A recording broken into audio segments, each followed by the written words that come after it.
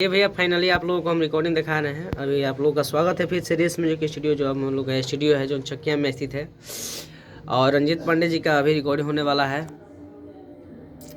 भैया लोग को प्रणाम कीजिए। हाँ, आप बढ़िया से गाइएगा। आइए।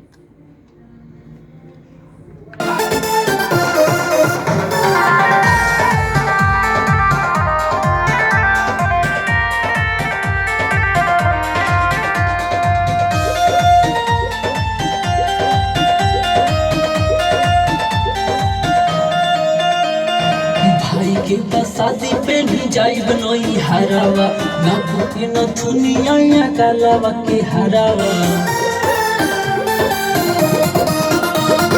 भाई के शादी पे भी जाई बनोई हरावा ना भूखे न दुनिया या कालावा के हरावा। ते कहीं वो कमी बापूरा तो बोलो ते कहीं वो कमी बापूरा तो बोलो सारी बिहारी से आई दा बोलौआ सारी बिहारी से आई दा बोलौआ सारी बिहारी से आई दा बोलौआ। अंतरा फर्स्ट अंतरा।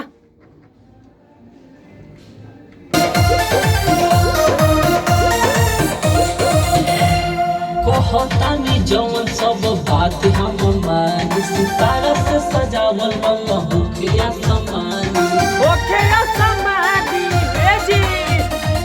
कहतानी जवन सब बात हम मान सितारा से सजावल रंग होखिया समानी।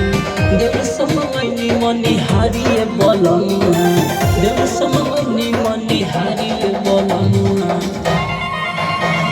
सारी बिहारी से आई दा बोलौआ सारी बिहारी से आई दा बोलौआ सारी बिहारी से। ये हो गया। अब नेम वाला अंतरा का ये प्रियंका। ठीक है, आइए। तो जुड़े रहिए भैया, देखते रहिए रंजीत पांडे कैसे गा रहे हैं। आशीर्वाद दीजिए भाई को।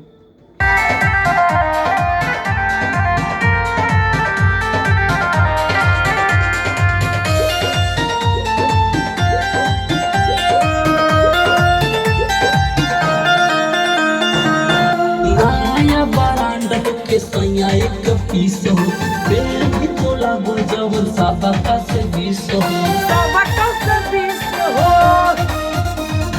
नाया परांडा के सैया एक पीस हो बेल भी तोला बुझवन साबा का से 20 हो। रंजित कहिलिया गाड़ी ये बोलमुआ मासूम कहिलिया गाड़ी ये बोलमुआ। सारी बिहारी से आई दा बोलनुआ सारी बिहारी से आई दा बोलनुआ सारी बिहारी से